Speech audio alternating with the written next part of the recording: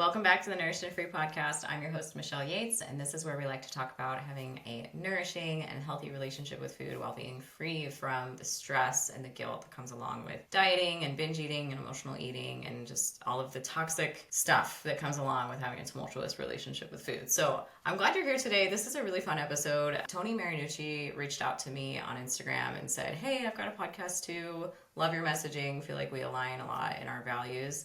Would you like to do kind of like a episode swap and do one episode for each other? And I said, yeah, but why don't we just co-host an episode actually? I think that'd be even better if we could just co-host together and throw that same episode on both of our podcasts. So if you listen to her podcast, you're going to see this pretty much same episode on her podcast as well. But I'm excited for you to get to know her if you don't know her already. She's a registered dietitian and business owner of Diet Tips with Toni, who ironically, she teaches people how not to diet, which I love. So she's a podcast host, as I said, social media influencer. She's also spoke at TEDx, and she has a #1 best-selling book called Once Upon a Diet, where she discusses the parallels between dieting and dating and romantic relationships and how we treat them the same. So that's kind of the premise of this episode, is I want to talk about how dieting can be really similar to dating and even similar to having a toxic relationship with an ex. So I'm excited for you to dig in and maybe start to ask yourself those questions of, how is my relationship with food similar to being in a relationship with somebody who's actually not a good fit for me? Toni provides online nutrition coaching to help women break free from the all or nothing mindset and encourages them to embrace balance instead. If you know me, you know this is really similar to what I do, so I think you're going to love her. Her mission is to end restrictive diet culture by providing simple tips to healthy living while incorporating the foods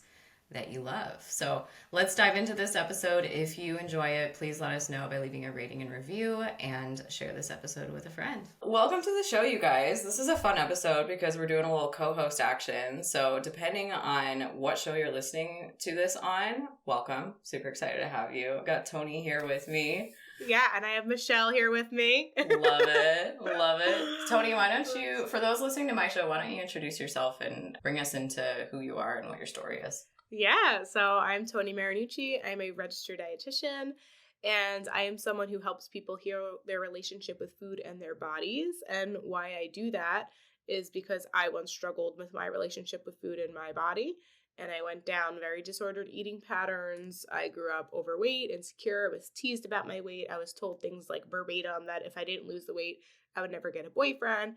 And I really internalized that and really made me believe that my weight was tied to my worth. And so I tried absolutely everything in my power to, quote unquote, fix my body because it seemed broken so that I could be worthy of love and marriage and all the things that you're told that you need to look like and be like in order to be able to receive that. And I was miserable. I would skip meals. I would overexercise. I mean, the saga continues. I'm sure you guys have heard this story before. And it just made me really unhappy, really deprived. I learned really early on that restriction wasn't the answer. It was actually part of the problem. And eventually, after many years of becoming a registered dietitian myself, working through my own stuff, going to therapy, really testing things out, experimenting, changing my mindset. I mean, it's a process for sure. Oh, yeah. I was finally able to overcome that, and now I help women do the same. So it was definitely a long journey. I skipped over a lot of parts. Yeah. But yeah. It's always hard to boil it down into like an elevator speech. Yeah. But that's basically what I do. And I know, Michelle, you... for people listening to my show, I know you work with a very similar population, which is why we just decided to do this together. It just made so much sense. So I would love for my listeners to hear more about your story. Yeah, I don't feel like I'm as like quick with it. Like you've got it down really well. And I still because every time you tell your story, you remember something new and you've got a new way of processing it, you know? But anyway, so I'll be quick with it though.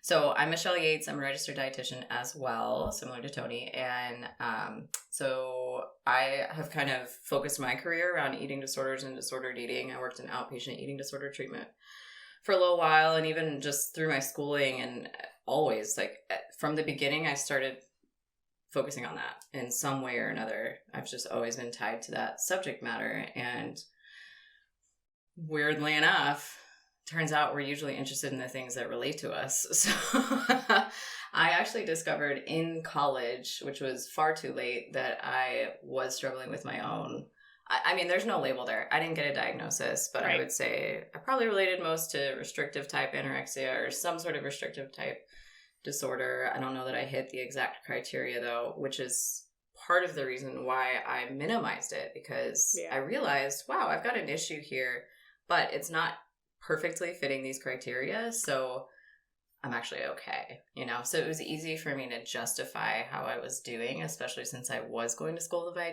be a dietitian. I think you just get on your pride rock a little bit there and you're like, no, it's cool. I know what I'm doing. Like, you don't need to worry about me. So anyway, through, I mean, what I would just describe as like God's grace to me, I eventually got out of that. And I mean, similar to you, it was like, as I continued to study and learn more about nutrition, I started to realize that I didn't need to micromanage as much as I was, you know, like I was going to be okay. My body can handle a wide range of nutrition and eating more even. So yeah, I just kind of saw how that was pretty destructive for me and also taking away a lot from my life. Like, you know, if you're worried about getting ice cream with friends, it's probably not that healthy for you if you can't enjoy the moment. So anyway, now I do online coaching, and most often I work with women who are struggling with binge eating and emotional overeating, that diet binge cycle, all or nothing mentality, those things. So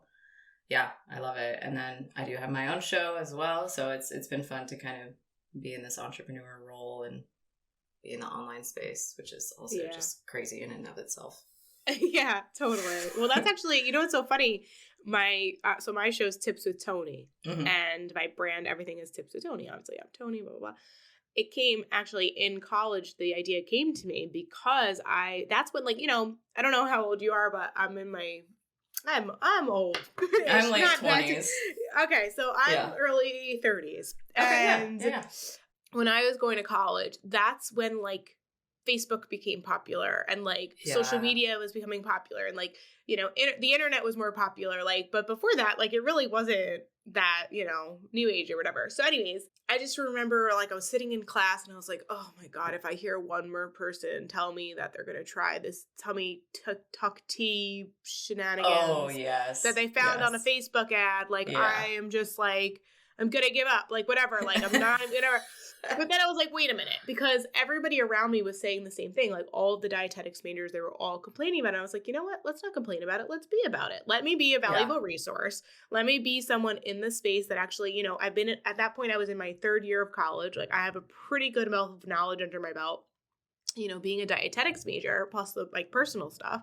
Yeah. So I was like, why not just become that resource? And that's where Tips with Toni, that's where I started online. I started a YouTube channel.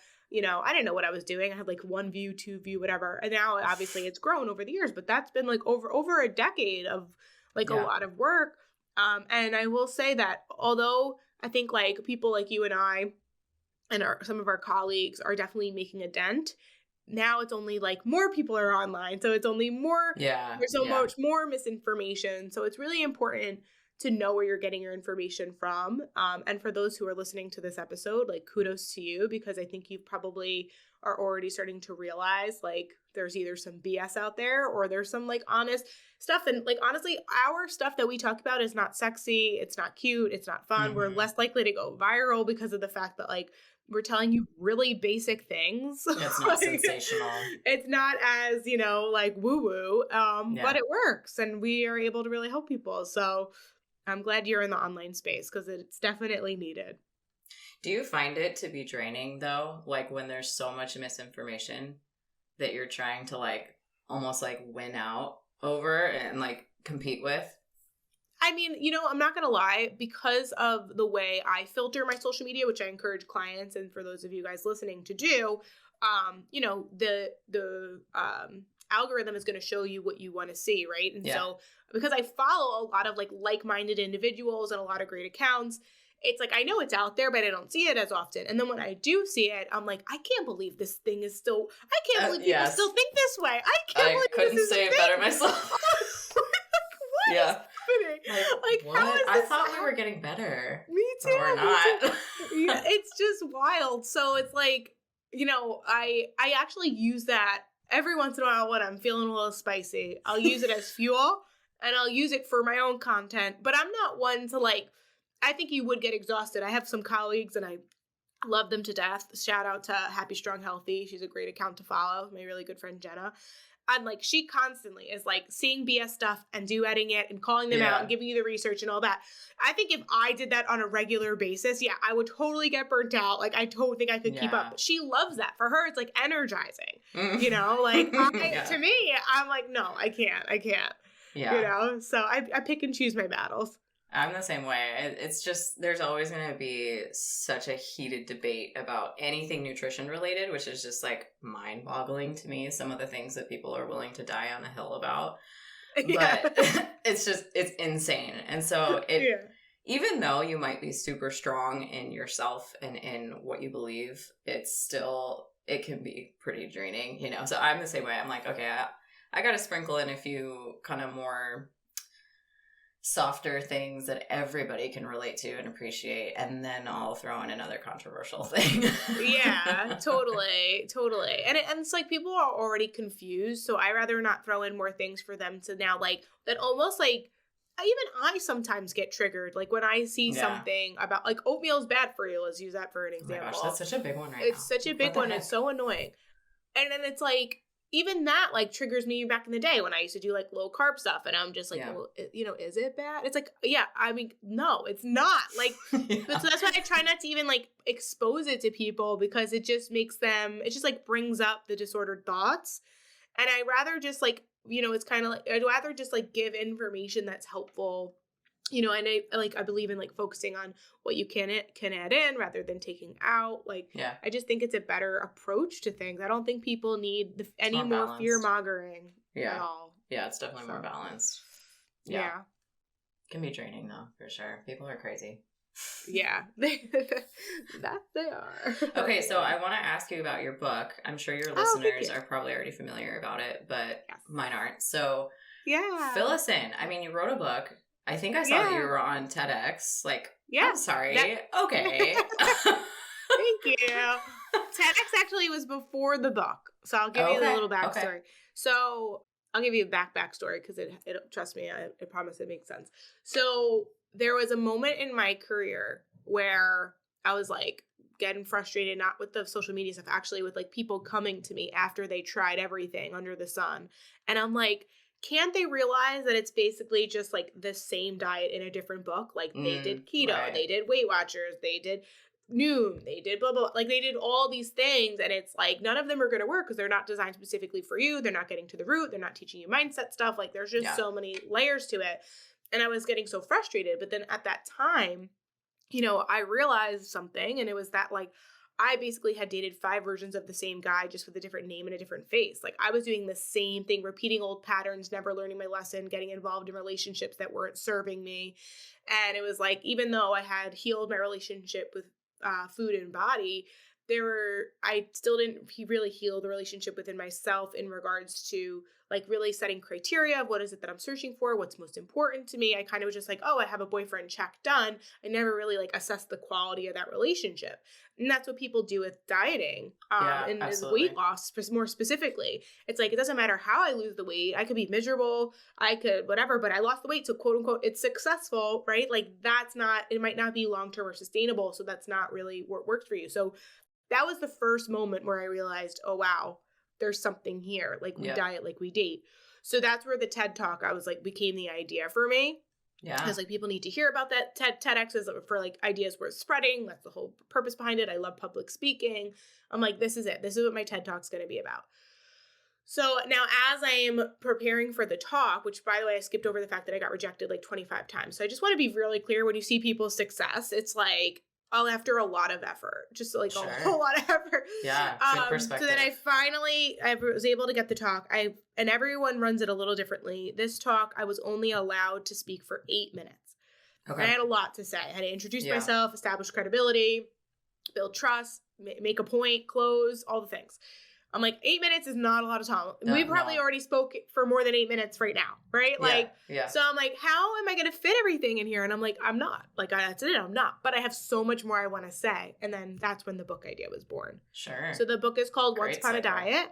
You can get it on Amazon. It's a lot about it, especially if you're a millennial, you'll relate a lot. It's like all about my childhood in the beginning, but then I talk about client stories, and then I give you real tangible ways in which you can find a diet that works for you and specifically you. I use the analogy about like Cinderella's stepsisters, like how they kind of just go around trying to jam their feet into something that clearly isn't a good fit for them. And I try to teach you to be more like Goldilocks. It's like a cute little reference. I mean, whatever. But it's really great. It's great. Yeah. But it's great content. It's a quick, easy read. The feedback has been incredible. It's on Amazon. And then I have the audio, which I did the audio as well. Cool. And there's also a Kindle like ebook version. I love that. So that is about my book. So was like your almost like call to action then in your TEDx speech, like go get the book to see like, did you have to finish that book or have it mostly done before this? No, my book came out. So the talk was February 2020. Which we all know what happened right after that. Great timing. You really slipped in there at a good time. Yeah, I really did. I'll never forget. I did it at the University of Wisconsin. Okay. And I was in the hotel, like waiting to like, get ready. Like I was like chilling. I got there like earlier that day. I was going to go up, but I was like, I was having breakfast in like the little waiting room area. And I'm looking at the TVs and like people are getting like thrown out of their homes in China. Like it was like where like things were starting to get really bad. Crazy. Like, and it was like, this isn't good, you know? And but it was more international at that point, right? It hadn't quite hadn't come to the US yet. Yeah. Mm-hmm. And so I was like, oh crap. So then so I got in right then. And then at that point my book was like almost done, but then COVID happened. So it took me about a year more before it actually came out. Yeah.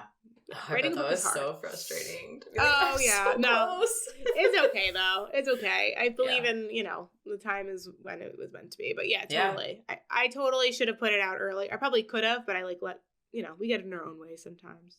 Yeah. Well, and you probably care about the quality of the work too.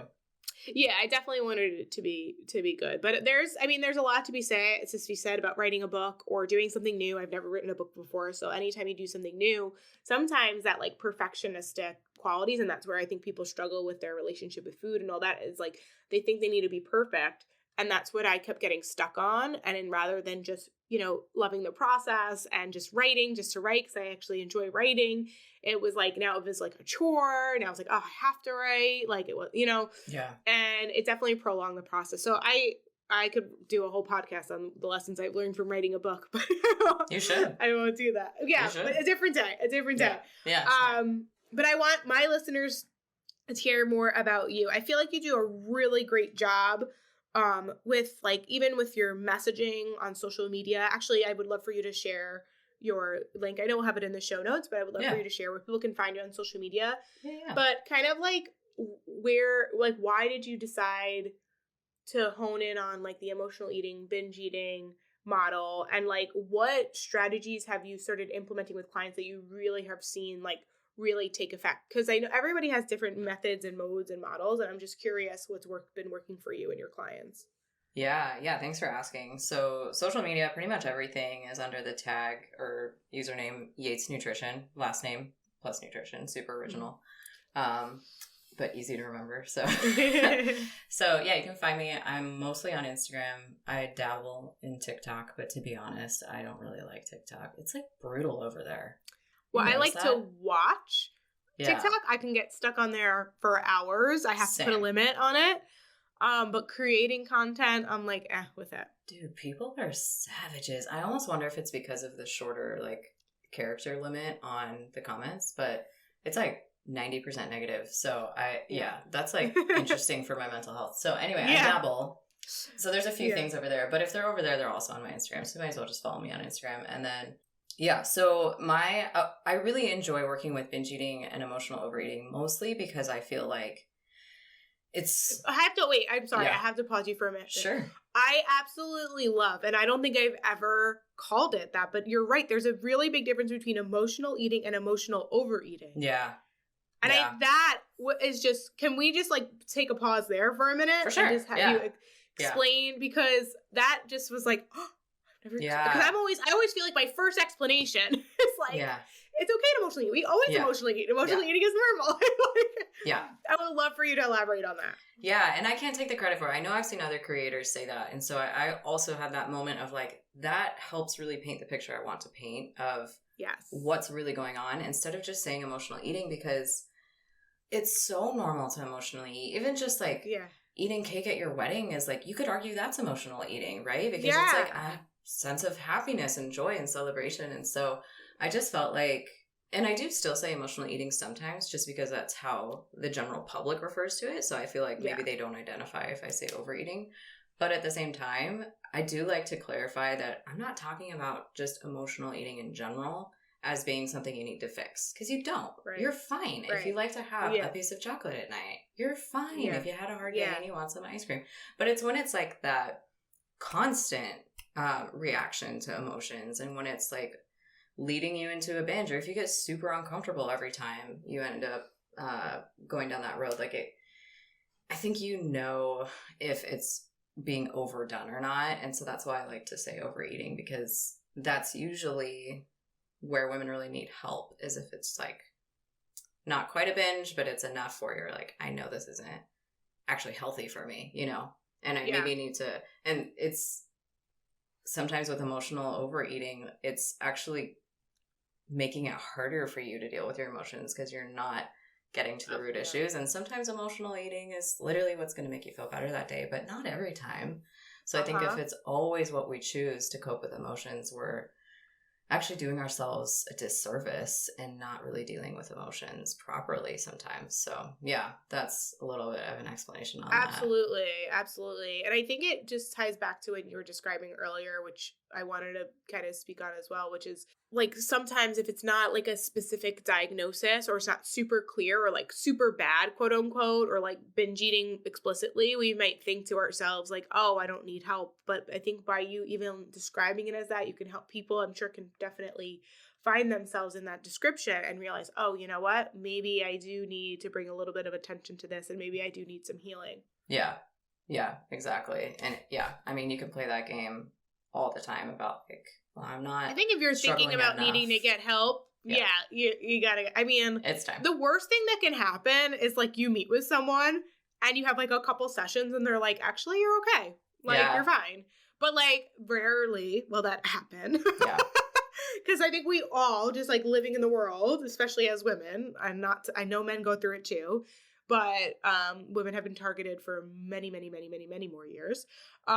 Like, you're gonna have some sort of something that you can work on with a professional, and it doesn't make you weak, and it doesn't make you like that someone else can use it. Like, no, take full advantage of it, because the better you are and the more you feel good within your skin and within your body, the more you can help other people. And that's why we do what we do, is like we just want people to be happy.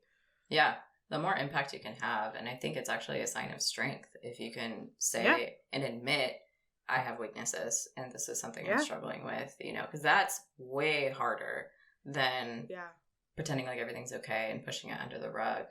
And, you know, like nobody ever made an impact from being perfect all the time. They made an impact from being vulnerable about what they're going through, and then bringing people into what they learned from that, you know? Yeah. And maybe that's extreme. Maybe there are people that made an impact from being perfect. I mean, Jesus, I guess. I don't know. That is very true. That is very true. Generally. But everybody loves the good hero's journey. Like, a hero's journey is what's more, you know, like, I mean, it's more inspiring. I mean, it's just like, and if it's handed to you on a silver platter, like, is that really impressive? No. Or like, is it like the people that put in the work and grinded and did things regardless of the, you know, was being held against them, you know? Yeah. Have you ever had a feeling that there was a reason you were overeating, but you just weren't sure what it was? And if you could figure that out, then maybe you'd be able to finally stop.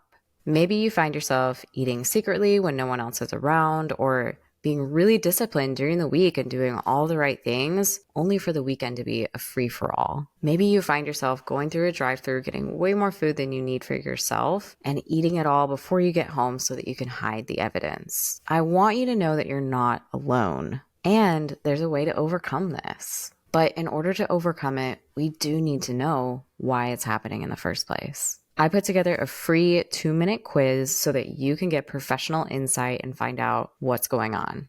Not only that, I'll also give you my recommendations on next steps for you to take so that you can finally conquer overeating once and for all. Visit yatesnutrition.com/quiz or the show notes, and I'll put the link in there as well. Let's get back to the episode. Yeah, and I think, so that kind of ties into a little bit of why I really enjoy working with, or I guess like focusing my messaging mostly around binge eating and emotional overeating. I still work with the individuals who don't necessarily have that issue, but they are, in that diet cycle. Most of the time, though, they're also having a rebound overeating phase. So, but I really love focusing my messaging on binge eating in particular because we do have so much shame around it. I mean, if you look at the binge eating disorder diagnosis, like one of the criteria is literally having a huge sense of shame around it and distress. Yeah. So just by proxy, most people aren't talking about this. Most people aren't open to getting help on it because they don't want to admit it's a struggle. It's super shameful and they feel a lot of guilt about it. So once I kind of started shifting more into that, I found that it was just resonating a little bit more with my people because they needed to have an opportunity to talk about it and they needed to feel safe to talk about it. Yeah. And, 9 out of 10 times when I talk to somebody who's struggling with something like that, it's like their first time talking about it, or they've tried to bring it up with family or friends and felt maybe just like shut down in some way, or, people are like, well, just don't eat then. And it's like, people don't understand binge eating, and they really don't understand binge eating I guess it depends on the family, actually. So I'm going to take a step back.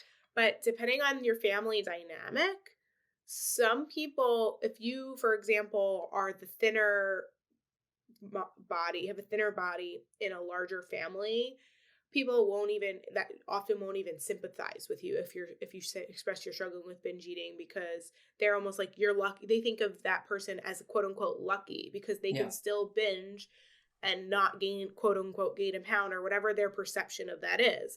Yep. And then on the flip side, if you have someone who's in a larger body and they struggle with binge eating, people will say stuff like that, like, just stop eating. Like, you don't need it. Quote unquote, you don't need it, right? So I do want to, just for our listeners, help people to understand that any body, literally physical body of any shape, size, gender, cultural background, socioeconomic background, anybody can struggle with binge eating disorder. And every single one of them find it equally as hard to recover without the proper skills and tools. It has nothing to do with what they look like. Yeah. And I think even that, sometimes once you finally get through the shame and you're willing to speak about it and talk about it, you have to also be mindful of who you're speaking to and who you're talking to, because there are a lot of people that will just not understand it.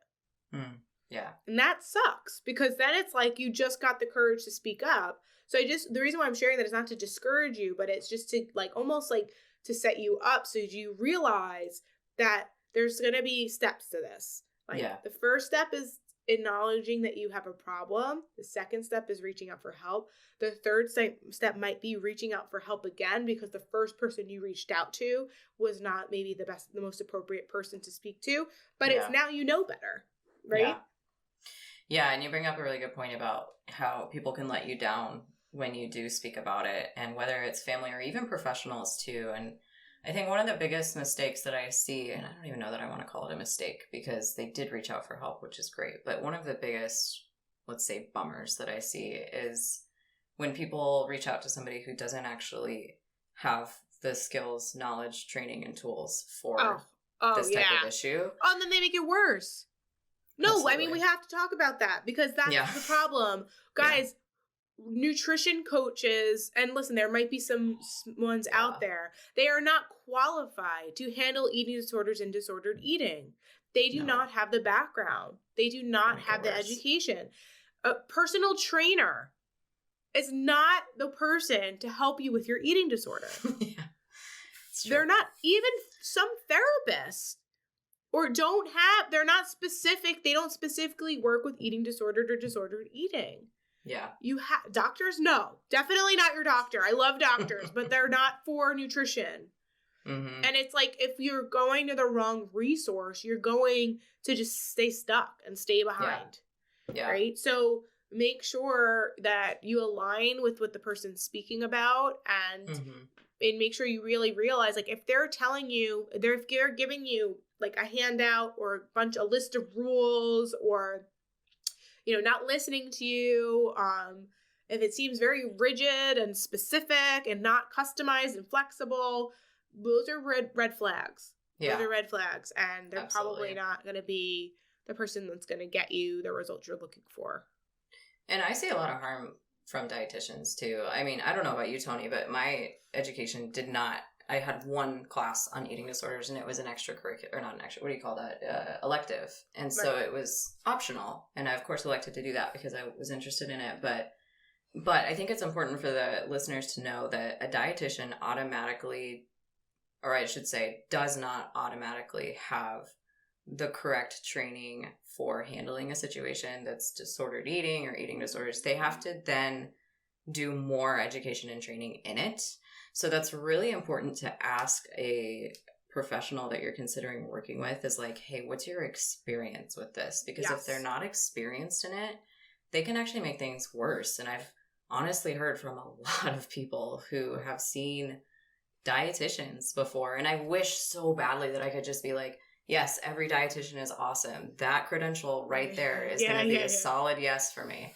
But it's not, because it's just like, somebody gets a PhD, they don't get a PhD in everything. They get it in something specific, right? So you go to them for that specific thing. It's really similar with dietitians. They get the general knowledge, but then they do go on to specialize in certain areas. And so it's important that you find somebody who's understanding of those situations and can walk with you in a compassionate way, because damn, I've seen some bad things come from people going to see dietitians that just made it all about 1,200 calorie diets or whatever, which I'm like, come on, man, you know better than that. But I guess not. Oh God. All right, well, so let's give people some like strategies, or maybe like a sneak peek on the inside. So what are some of the things that you've been working on with clients that you notice are like most effective for helping people heal from binging or emotional overeating?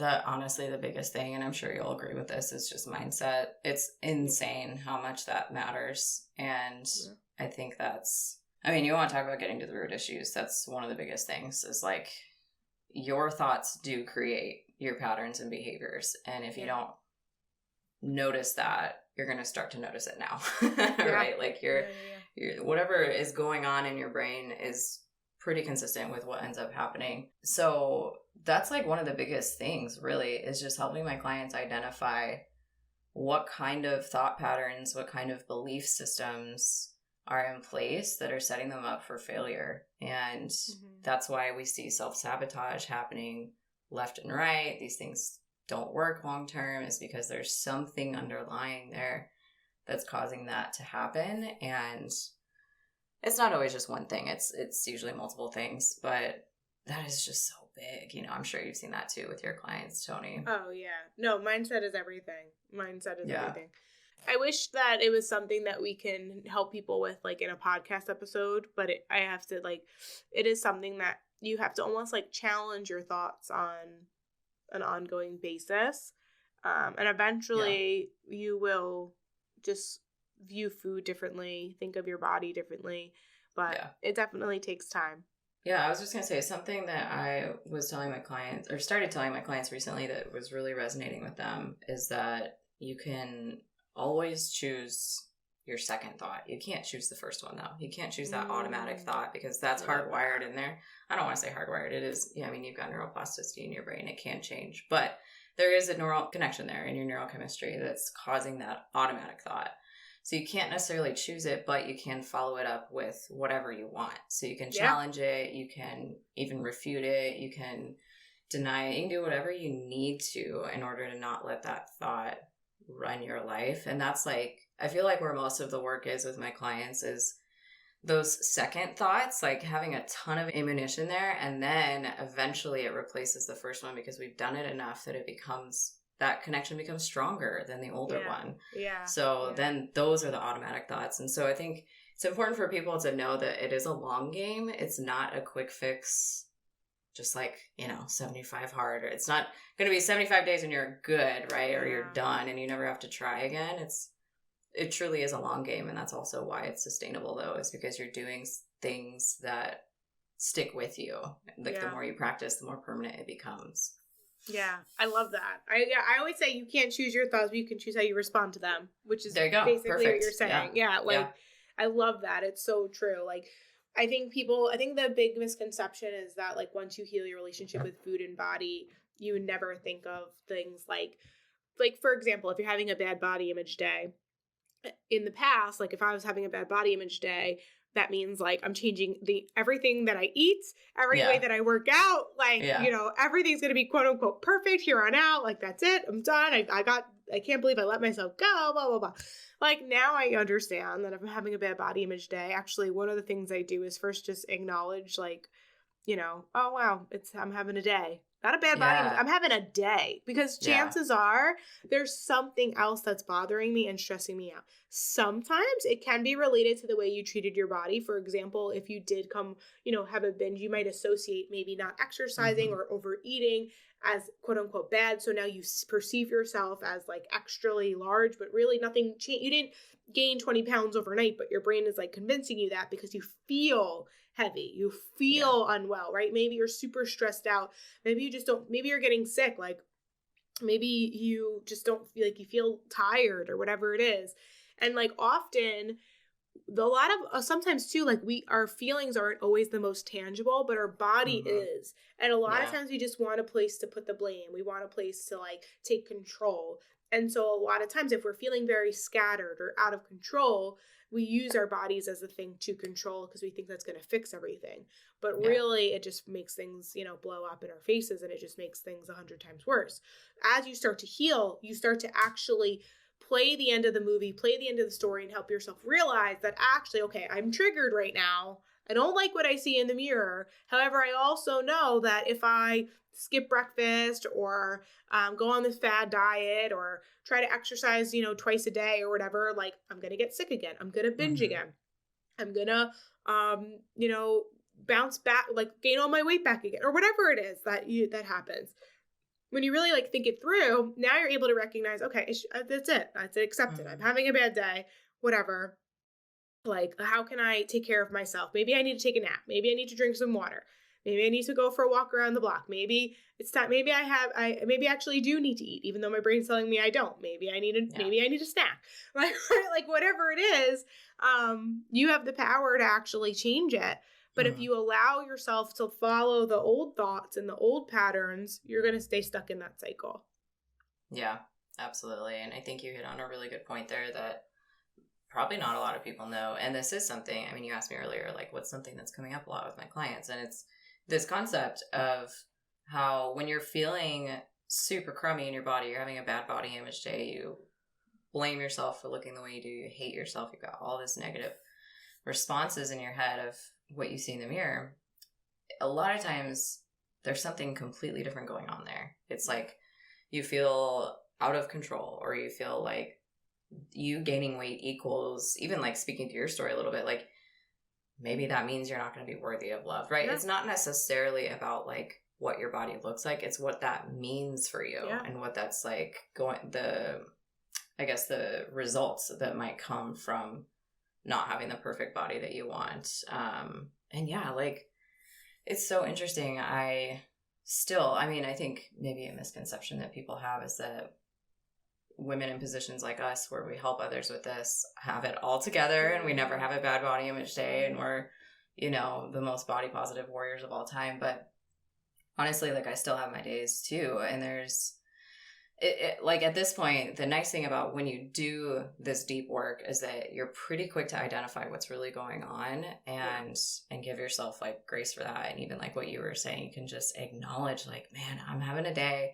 I'm feeling like undervalued in something totally separate. So it's making it really easy for me to blame my body right now and go down that road. So that sucks that I'm feeling that way. You can give yourself more grace for that. And also know it's gonna pass.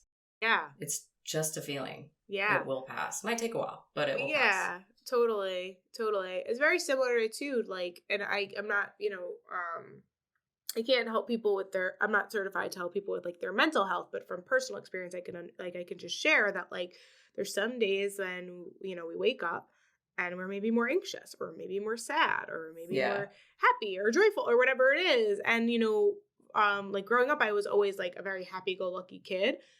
And I almost, like, I would, like, afraid of having a bad day, like having a sad day, because that somehow it meant, like, I was falling apart or whatever it is. And it's like, no, like, emotions go up and down and all around. Like, it's okay. Like, so, like, you're not always going to love what you see every day. I think the main goal too is, like, what a lot of times I work with clients is, like, I think so many people try to change their body from a place of hate. And it's like, if you hate your body, like, that hate is a strong word. Mm-hmm. It is going to be a really vicious cycle, like one that you cannot come out of. So we need to first make our bodies neutral and just like understand that you have a body, you only get one. It's a beautiful thing. It's actually fascinating, and all the ways in which it does and functions and tries to keeping you alive at this moment. One thing I always say on a podcast is, like, if you can hear this, you're doing all right. Like, you can hear, you have hearing. That's beautiful, right? Yeah. Like, it's not something everybody has. Not everybody has that, right? Yeah. So there's, it's important to appreciate how our body works for us and what it does for us. And then when you come at it from a place of gratitude, think about when you care about someone or you care about something, you treat it kindly. You treat it nicely. Yeah. You don't treat it aggressively like a savage. You treat it like a normal, like, like, you treat it with kindness, right? Even like how most people treat their pets. You feed it when it's hungry. Like, most people are so kind to their pets, and then they're so horrible to themselves. Yeah, and it's like, it's sad. Yeah, and I was there. I was that person. I totally did that. So no judgment. Yeah, but it's brutal. I was, when we were getting ready for this podcast, I was thinking about, like, oh man, I wonder what are some of the comparisons that we can make between dieting and then a really toxic relationship with, like, an ex, Oh, so many. Because, I mean, to the point of your book, like, dieting is like dating, and also I think dieting is like having an abusive relationship with an individual. And I don't know, that might be a point that you make in your book too, I'm not sure. But yeah, I was, like, thinking about, so here's my question for you, and you can take some time to think on it. When you were dieting and when you were going through that, what do you think was similar to, like, having an abusive relationship with your ex? And here's my example. I feel like I was so focused on getting as thin as possible. And it wasn't because anybody told me I needed to be, but that's so similar, like, me forcing myself to look a certain way, that's so similar to, like, having a toxic relationship with somebody who's, like, obsessed with you looking like Pamela Anderson or whatever, and is always telling you about how fat you are or whatever, and how you need to lose weight. Like, I was doing that to myself. I was my own toxic relationship. Yeah. So I'm curious if you have an answer to that. Yeah. Oh my God, there's just so many things. So I actually, in my book, I think I put there's a chart in there, and it's kind of like an association of, like, how to know if, like, your diet is working for you versus not, right? Like, and they're very similar. So for example, can you take this person or this diet outside of your bedroom? Okay. Are you only successful when you eat out of Tupperware container and never leave your couch? And is the relationship only successful when it's just the two of you, but they don't have to interact with the world, and they don't have to meet, like, get along with your family and your friends and, like, all the things, right? Like, great point. That's really, so it doesn't even have to be, like, toxic. Like, obviously, we know, like, abusive, like, no, absolutely not. Like, there's definitely, and I've been in pretty abusive relationships, so it's crazy what we do tolerate. Yeah.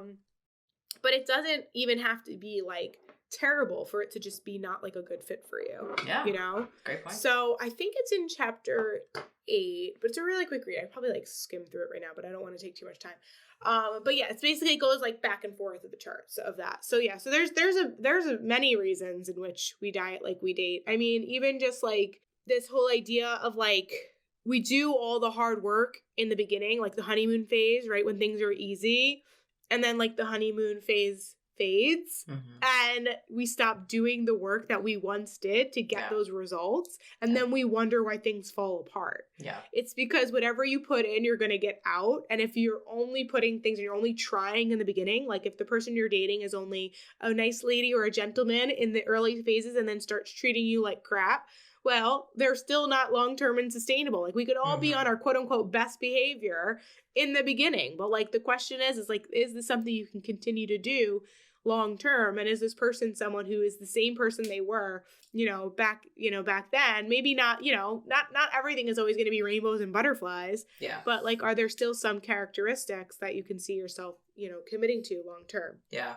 Yeah, absolutely. Even just thinking about like, again, that sustainability piece, when somebody's starting a diet, it's probably similar to what we should be thinking about when we're starting a relationship, which is like, hey, how easy does this fit into your life? How easy does this person fit into your life? Are they kind of like what you mentioned earlier? Can you not bring them around other people because they're like pretty rude? Or does your family do you have to like, does it play into like your values or your moral compass? Like, does it, like, for example, like if a diet is telling you that you have to have dairy, but let's say you are genuinely allergic to dairy, then it's not going to be a good fit for you. But they're like, no, the only way you can lose the weight is if you include dairy. So that's it. That's like basically like someone you're dating that it's like, well, unless you come to church with me, we can't be in a relationship. But maybe that's not a value that you support, or vice versa. Yeah. Maybe you're someone who usually goes to church every Sunday, and now this person's like, nah, don't go to church. It's not that important. You don't need it. And you start to listen to that. It's pulling you from your values. That's not somebody that you want to be with long term. So it really, there's a saying, very common in nutrition, which is be committed to the plan and flexible in the approach. And it's very similar in relationships. Like you have to be committed to one another, but then you're going to have to be flexible in which you do that and make not sacrifices, but compromises. And a lot of people, I think, get those words confused. Yeah. They think that in order to be successful, they have to make a ton of sacrifices, but really it's more about compromises. Like you are going to you are working with somebody else's schedule. Like you are trying to develop new habits, right? Like you are changing your lifestyle in a way that's not what you're used to. So there are going to be some compromises. Like you might not be able to binge watch Netflix until midnight if you want to get up and get your workout in the morning because your workouts are important to you. Yeah. But that also doesn't mean that you have to sacrifice quality time with family and friends and wake up at 3 a.m. to do your workout. Like, no, like let's be serious about, what is realistic for you and in your lifestyle, and go from there.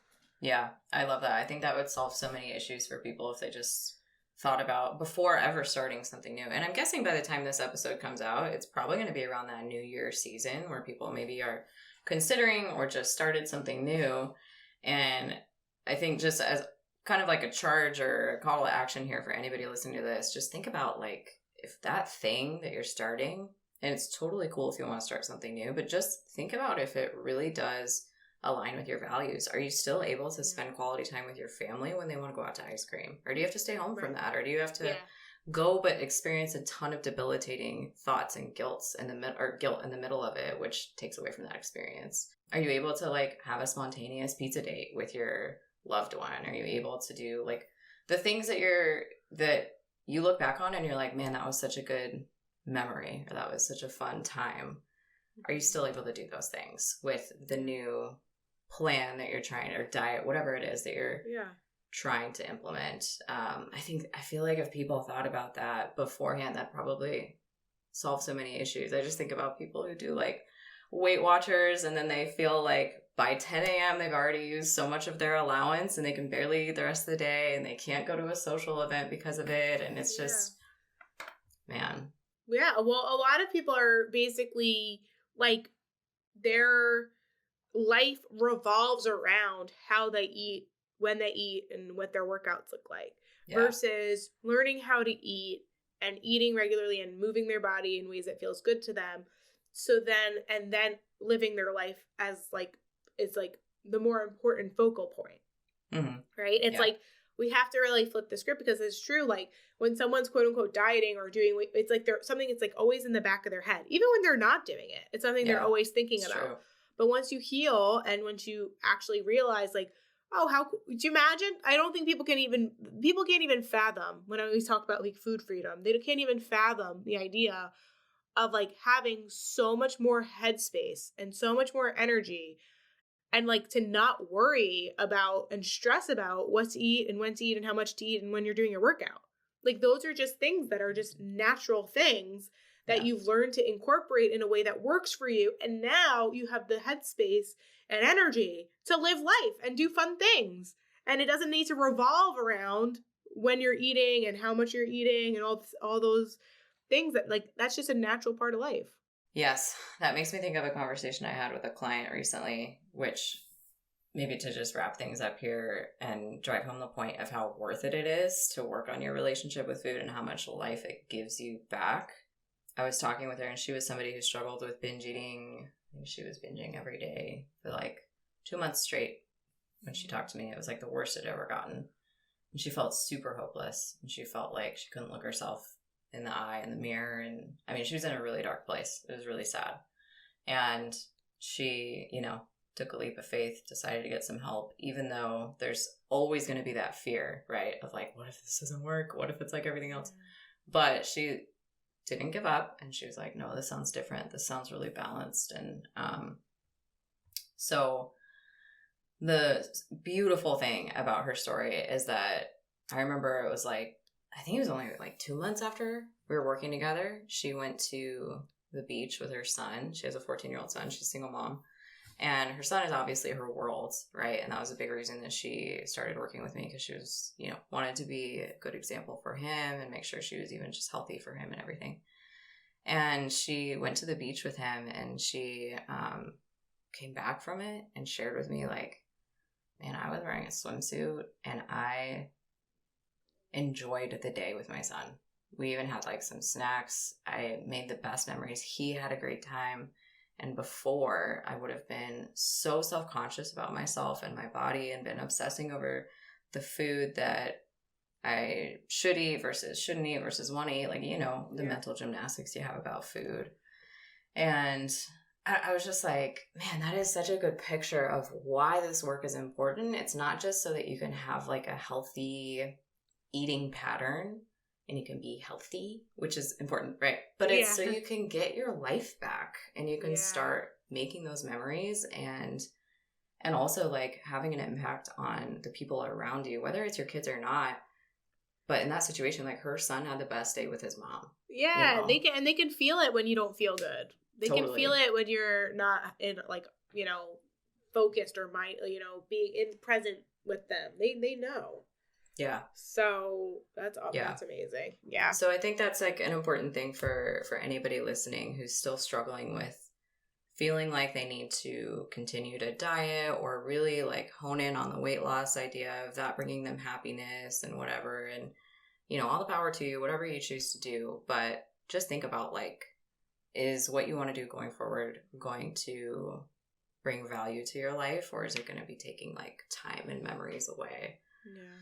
Yeah. That's like the most valuable thing, right? Yeah.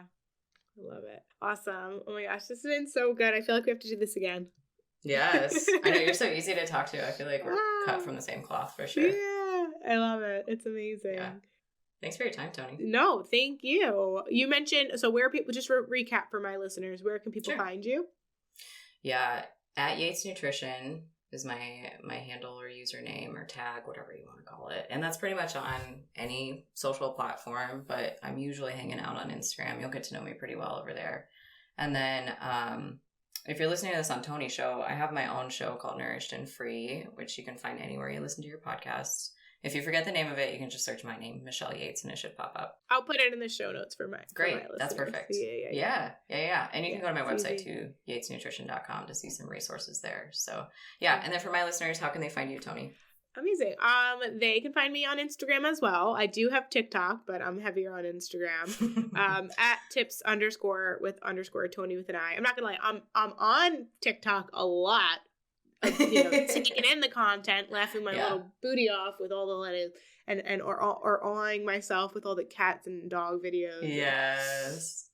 It's the so algorithm funny. knows what I want to see. Oh my god, it's so funny. So I'm like, videos. I send me and my cousin just like I feel like people can relate to this, like an ongoing thread. Like I'll check my TikTok, like I'll check tonight. I'll check my TikTok. I'll have 10 videos from her, and then I sent her like last night. I sent her 10 videos. Like it's like an ongoing thread. It's so good.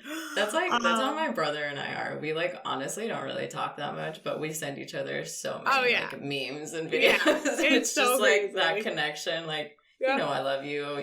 We get each other. Yeah, totally. So Instagram at tips with Toni. Tips _with_Toni with an I. Too. Yeah, thank you. My website, tipswithtoni.com. On my website, you can go directly to Amazon to get the book, Once Upon a Diet on Amazon. Or if you go to my website, there's a little pop-up that comes up. Love it. And yeah, that's really it. Reach out. That's great. People are always looking for more books and resources, so that's awesome. I'll put a link in that, or for that as well, in the show notes. And I wish you all the best. Me too. So do you. Oh my god. Same to you. I was so great chatting with you. Yeah. Awesome. Thanks for your time. Bye, guys.